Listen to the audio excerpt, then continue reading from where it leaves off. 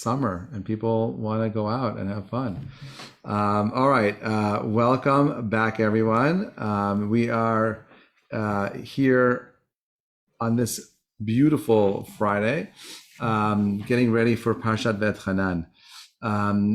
We read a continuation of Moses' story. He has 6 weeks left to live.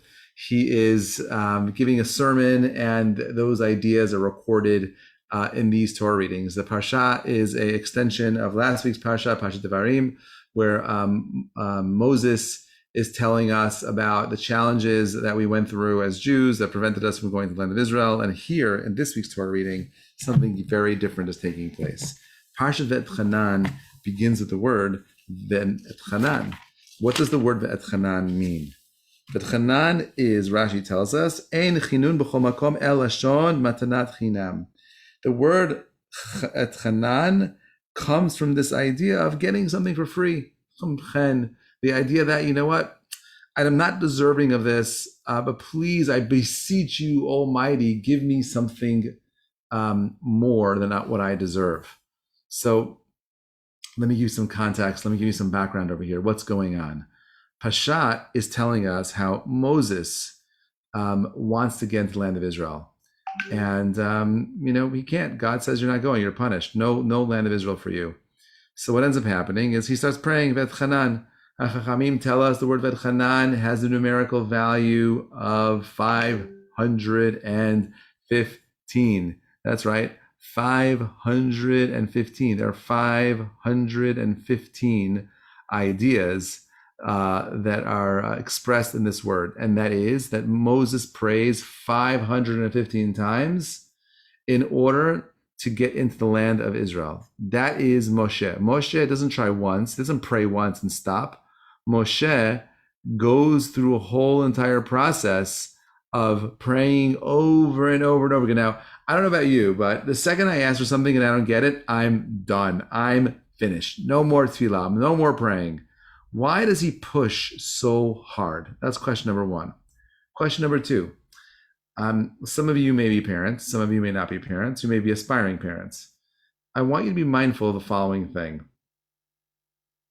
When Moses is praying, he knows God's answer is no. And as a parent, there are times where I could tell my kid, no means no. There is no scenario where you can go ahead and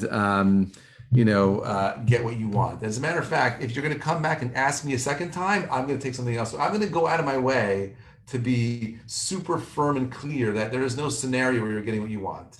So if Moses knows that God's answer is no, or if God knows that his answer is no, he knows everything, why does he allow Moses to go through the motions of spending 515 times? The Midrash says that Moses draws a circle in the sand. Okay, he sits in the sand, this little circle. He tells God, I'm not leaving this circle until I get what I want, until you forgive me. He puts sackcloth on him. He puts ashes on his face, on his forehead. He's just sitting there totally lost in this zone of asking Borei Olam, asking God to please forgive his callousness. Please let me get into the land of Israel. Question is, why doesn't God just say, Moses, enough is enough? Once I said no, no is no, zehu. So I'm going to give you two answers, okay? One answer is tied into the land of Israel. The Chachamim say, this is the Ibn Ezra's answer, that the reason why God wants Moses to pray 515 times is to teach the generations how important it is to have a desire to want to come to the land of Israel. How many of us feel the need to go to Israel? I don't know about you, but generally speaking, I travel a lot and I get to go to Israel anywhere between 3 to 4 times a year.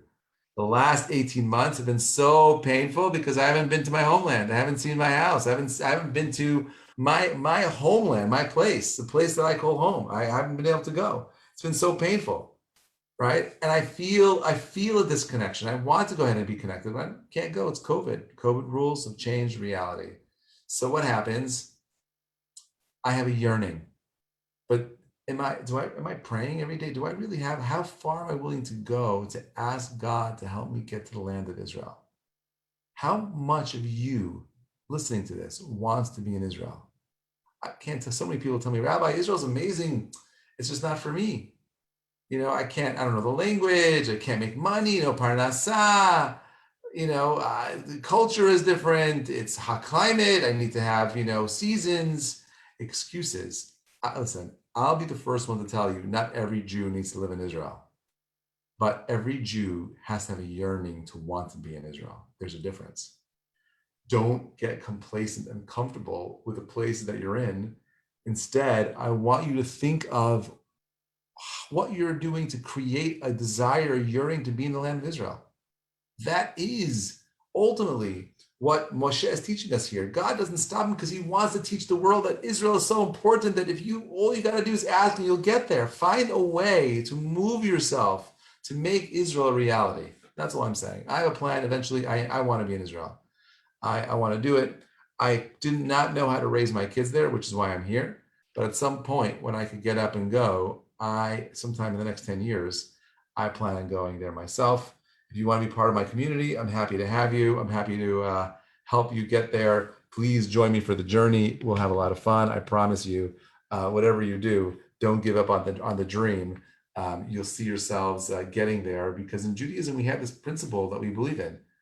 We have a principle called Yagata Matzata Tamin, that when someone says that he wanted something, that he found it, we believe him. But Yagata lo matzata lo al tamin. Someone says that he looked for something and he didn't find it, we don't believe him.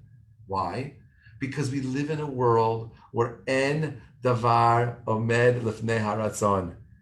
Vestro, I will definitely let you know. I'm not sure who that is, but that's I will definitely let you know. I believe that en davar omed lifnei haratzon, nothing stands in the way of the will, for better or for worse. Listen very carefully.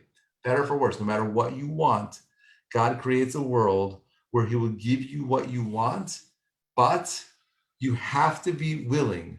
You have to be willing to fight for it. You have to be willing to pray for it. There is no scenario where you just get things chinam, stam chinam, chinam. So that's answer number one.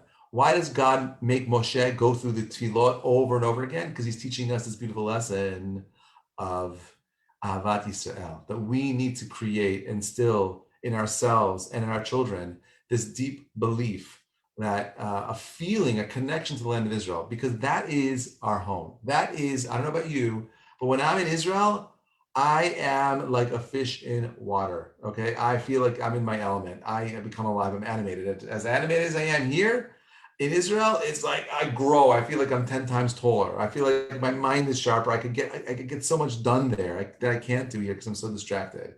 Vaetchanan is about Moshe's tefillot 515 times to teach you that that's how much you got to fight for to be in the land of Israel. I know it's complicated, not for everybody, but your ratzon, your desire has to want to be there, because if you don't have that desire, you're never going to end up there. Remember that we are, I said this morning, this is a powerful idea. Listen carefully, my friends. If there are 99% of the Jews that survived the exile of the Second Temple, 99% of those people don't have living descendants today. Okay? I'll say it again. 99% of the people who survived the destruction of the Second Temple do not have descendants alive today, which means 1% of those people have children alive today. You and I are here listening to this. You're probably Jewish. And if you're listening to this, you're part of the 1% of the Jews who have had the ability of passing down a tradition from generation to generation. That is remarkable. Do you realize you, my friends, that's right, you're a miracle. You are a walking miracle. You represent the impossible. 1% chance of all of this still continuing is mind blown. It's miraculous. It's brilliant. But that came from that survival, that desire to want to continue to push on was always pegged into this idea, B'shana haba Yerushalayim. It's there. It's interesting, with Shabbat Nachmu, the Shabbat. And people think that Shabbat Nachmu is just like, it's about singles and dating. But the question we should be asking ourselves is, we're in the middle of a question within a question.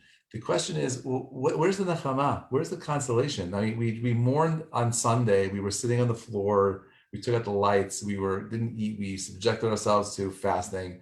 Where's the consolation to Shabbat?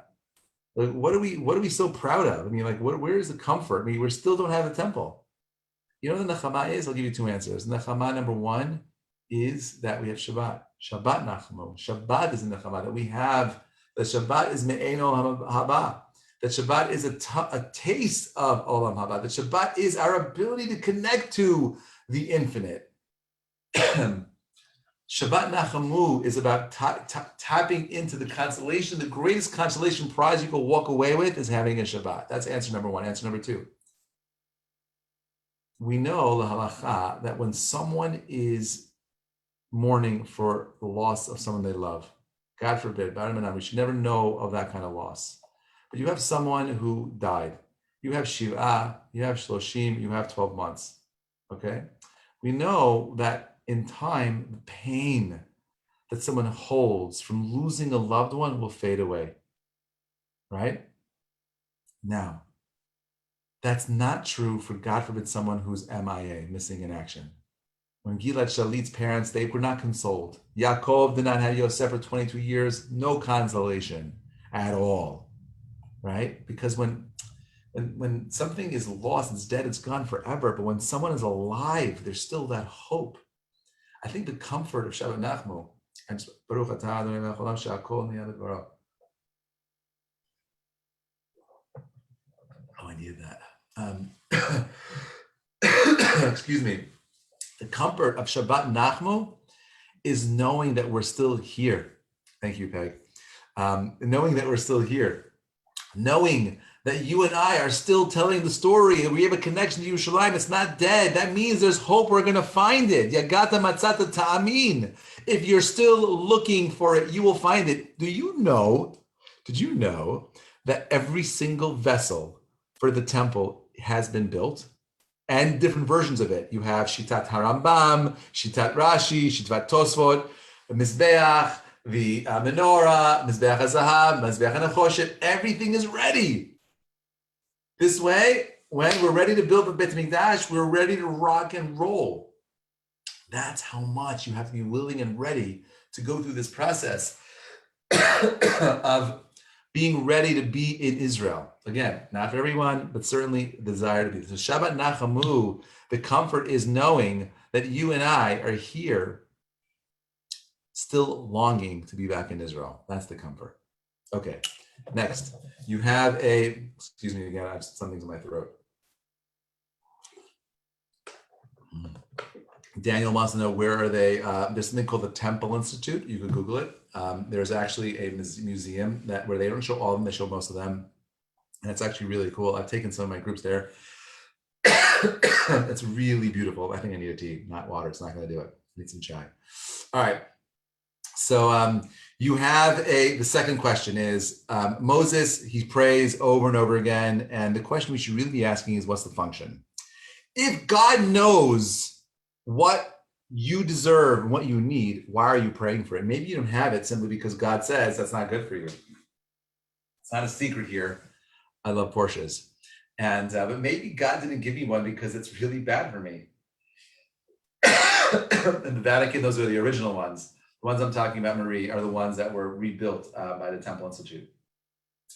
If God says that you shouldn't have something, that's why you don't have it. Maybe the reason why you don't have what you have is because God said, bad idea. So how do we reconcile? What's the point of prayer? What am I asking for? What's the point of tefillah? If God says no, the answer is no. This is a philosophical issue of prayer. If God knows everything and he doesn't give it to me, then maybe I shouldn't have it. Why? Well, who says that I have the right to ask? Then what's the function of prayer? Most people relate to prayer like this. You think that prayer is like a genie. You know what you do? You take the lamp, you rub it, and you're like, oh God, please give me that Porsche. Please give me X, insert whatever you want, right? That is not what tefillah is. The word tefillah, the shoresh of the word tefillah comes from the word pilel, which means introspection. It means the judge. The purpose of tefillah is for it to change you into something different, something more, something bigger, greater. If the tefillah leaves you the same, then of course you're not ro'i, you're not deserving of anything new because you're the same person. But if you become something bigger, if you evolve into becoming something more, maybe now you may be a different kind of person that is worthy of X, Y, and Z. But certainly you're not doing it for X, Y, and Z. I'll give you an example. This is a true story, actually. Babe Ruth, famous Babe Ruth. Babe Ruth is a famous baseball player, 1920s. You know, he famously pointed out into the field in the World Series and said he's going to hit the ball out there, right? Backstory. There's the Make-A-Wish Foundation. There's a boy in the hospital who says that his lifelong dream is to meet Babe Ruth, but he had cancer and he didn't have much time. So what does he do? The foundation somehow got word to Babe Ruth. This is before the World Series. This is in Manhattan. And he hears about this kid. He says, you know, I'm going to come down there and meet this kid. Okay. Imagine this kid sees Babe Ruth in the hospital and walking through the room. Whoa, holy cow, Babe, my idol. Babe Ruth's my guy. And he sits there and he talks to him, signs an autograph, gives him a baseball. Don't worry, kid, you'll be okay. But Babe says, what can I do for you? So the kid says, Babe, can you hit a home run for me? Hit a home run for me. So he says, sure. So the kid says, how am I going to know which home run you're hitting for me? So what does Babe say? Babe Ruth says, when I point out to the field, know that when I do that, that home run is for you. Okay? And that's the famous one. He points out, he hits the home run exactly, goes exactly where he says it's going to go. Imagine that. Now, how elated was that kid that he heard the home run? He pointed, oh, Babe Ruth, he's pointing out the field, home run! He's listening on the radio. This kid is so ecstatic. Let me ask you this. What would have happened to that kid if Babe Ruth struck out? I would argue nothing. Because more important than him hitting the home run was the perasha, was the meeting with Babe Ruth, was that time that he had in that hospital room with Babe Ruth. You see, tefillah is not just about asking God for what you want, about all the things that are missing in your life. Tefillah is about opportunity of connecting and being with God. We miss that because we're so focused on our own selfish wants and needs. Those are good things. You should have those things. You should pray for those things too, but not at the expense of losing out that precious time when you're picking up your siddur. You know what you should be thinking first? Imagine yourself standing in the world alone. You're in the desert, you're on a mountaintop, wherever you are. Visualize it. And you're standing in front of God by yourself. You have an audience with the Maker. You have an audience with the King of Kings. You have an audience with awesomeness. That perasha is what tefillah is about. How could you not have a little bit of introspection, reflection if you're standing next to that kind of greatness? How could you not look within? Moshe is teaching you that tefillah means I never give up. No matter what. Sometimes no is no. Listen to this. You know, we know from the Psukim that God says to Moshe, stop. How do I know it? Look at the beginning of the Parashat. God says like this. Vayomer Hashem Elai. God says to me, Moshe, Ravlach, al tosef daber elai od b'davar hazeh. Don't speak to me anymore on this topic. Conversation's over. God says enough is enough. That means stop. Sometimes when I ask for things and I don't get them, that's God's way of saying enough. It doesn't mean you have to give up. It just means now is not the right time. Moshe doesn't go to Israel. But you know what the Midrash says? Midrash says that had Moshe prayed one more time, he would have gotten what he wanted. But there was a cost for it. There's a big cost for this. Ready? Midrash says, God comes to Moshe and says, you know what, pray one more time and I'll grant your request. But know that it comes at a price. In order for me to grant your prayer, you know what I need to do? I need to destroy and lay siege to the earth and the universe. The fabric of time and space has to be obliterated for me to request your request. And I'm willing to do it for you, Moses. I'm willing to do that for you, Moshe. I'm willing to burn everything down for you. Because God is willing to do that for all of us. He loves us more than you could possibly imagine. Doesn't always feel that way. I know, it's hard. I've gone through my hard share of times. But those obstacles are designed to help you become great. So you could evolve into something bigger and more. This week's Parashat is all about this one idea. Okay, and I really believe if you get this, if you get to walk away with the idea of being alone with God, that alone is worth coming for. Okay, but this is what Moshe says over here. Listen to this idea. Va'ata Yisrael, Shema el hachukim ve'el hamishpatim asher anochi melamed etchem la'asot. Listen, my friends. Listen to these statutes, ordinances, and laws that I'm teaching you for you to practice. La'asot, not just to think of the idea, but la'asot, the purpose of Judaism is la'asot. It's to do it, to become something more. La'asot.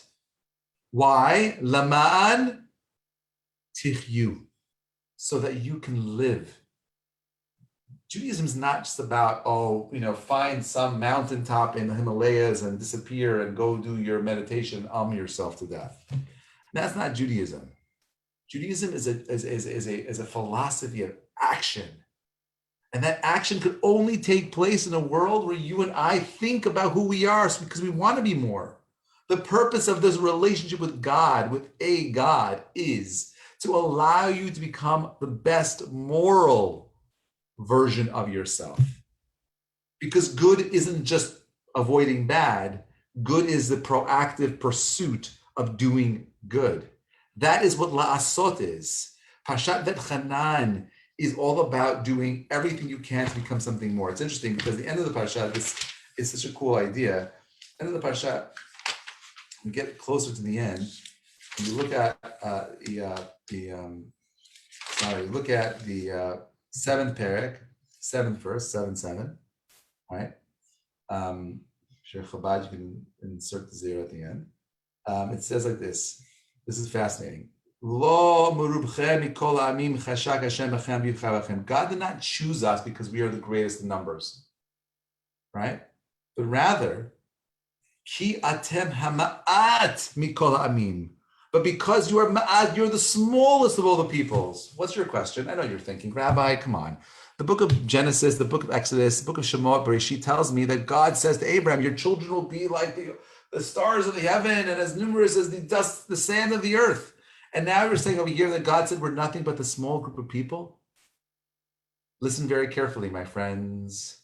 We often think that bigger is better, that more is more, and that less is less. It's not true. Sometimes in life, smaller is more, less is more, smaller is bigger. We live in a world of hapachuv, opposites, right? You want to connect to become the best version of you. You want to live in a reality where you grow into something bigger and more.